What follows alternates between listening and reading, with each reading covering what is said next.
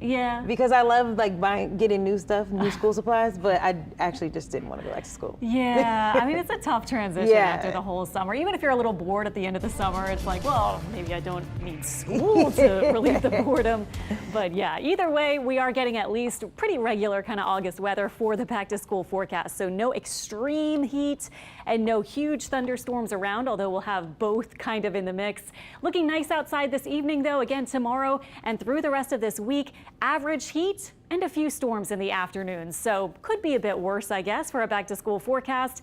We're back to school and back to the kind of regular sort of summertime weather. Also, we've been talking about the tropics getting a bit more active, but thankfully no threats here and really nothing even very close to our part of the Gulf Coast or the Gulf Coast in general. So we'll get into that in a minute. Today, though, you can see our high temperatures were in the lower 90s for a lot of spots. Not so bad, though, this evening. Our temperatures not terrible in the lower 90s or 70s, depending on whether you just got a shower or not. And our feels like temperatures mostly in the 90s. So actually feeling pretty comfortable with dew point temperatures in the lower 70s. I mean, this is pretty exciting to see, considering sometimes in August our dew point is in the lower 80s with that really just soupy, almost solid kind of feel when you walk outside. And look at Slidell and Macomb, Mississippi in the upper 60s for the dew point temperature. So again, that's that measure you could use relative humidity or dew point to measure how dry the air is feeling. And so nice to see those numbers coming down a little bit as we have a front just to the south of our coastline. Here are those spots that did get a bit of a downpour, helping out with the heat there. Here's this stationary front. It was in just about the same location yesterday, and it is still just about there. We had a surface low near us. It's nudged a little bit farther to the east, but we do have enough moisture, even though our dew point temperatures at the surface are low, to fuel some showers and storms pretty much each day going forward. This evening, our temperatures just dropped through the 80s. Overnight lows tonight, middle 70s north and upper 70s south. And with that break in humidity, especially north of the lake, could feel pretty pleasant this evening. Tomorrow, high temperatures very close to average, which is 92, partly cloudy skies and a near 30 or 40% chance for a couple of showers and storms. This model has too much rain around. You can see it still has rain lingering this evening at 8 p.m. I think we'll probably be finished with most of the rain by then. Tonight looking quiet. Your Monday morning is quiet at 8 a.m., but just to give you a heads up for the afternoon, this is noon and then 3 p.m. A few showers and storms will be around. The more likely area this week is going to be close to the coast. I'll show you the setup in a second. And then on Tuesday, some people getting back to school, perhaps Tuesday, the morning is quiet again.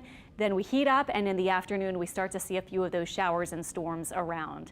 So our setup is looking like this. Some slightly drier air, especially to the north and really more so into northern Louisiana and other spots away from us. But even on the North Shore, you could see, and even south of the lake, a little bit of a difference for sure with that humidity right now. And it looks like that could be a similar kind of feel for the next couple days at least. Near average heat, a few daily storms, that front to our south, and actually more rain expected off to the east of our part of Louisiana and Mississippi. So in the blues, looking at our 5-day rain forecast through this week, it's about an inch or two, and then the greens much less. So a higher chance again toward our coastal spots as opposed to farther inland and north of the lake. In the tropics, we've got the 3 spots with decent chances of development, especially this one, a 70% chance, this one heading out to sea. This little low pressure spot is not actually much at all yet, but it has 20% in the next week, and it may kind of meander along the east coast of the U.S., maybe bring some rain eventually to the east coast or northeast. And our final spot is a wave coming off the coast of Africa, which once it reaches this spot, the orange shaded spot, it'll have a chance of developing, but that one could stay out at sea. So just to look quickly at atmospheric rotation again to stress, we have no threats for us, but just kind of tracking where that one spot could head. We'll see if it becomes Dexter. Here's the next low forming up in its wake off the coast of the southeast U.S.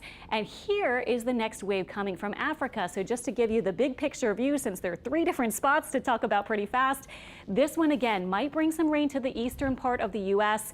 This one might curve out perhaps a bit early around a big high. And so that can be a good thing, even if they strengthen out there. Of course, it doesn't affect land or many people besides people on ships and so forth. So that would be a good thing. We'll keep our eye on it. Next names are Dexter, Aaron, and Fernand. And also we're getting, of course, into August. So that's a typical time to see our activity start to increase with that peak day, of course, September 10th. So we'll be talking more about the tropics, I'm sure, in the next several weeks. And then beyond September, we'll start looking for cold fronts. I can't wait for that. 7-day forecast, very, very regular August weather. A chance for rain every day. Not everyone will get it, as it'll be hit or miss storms. And our highs in the lower 90s feels like temperatures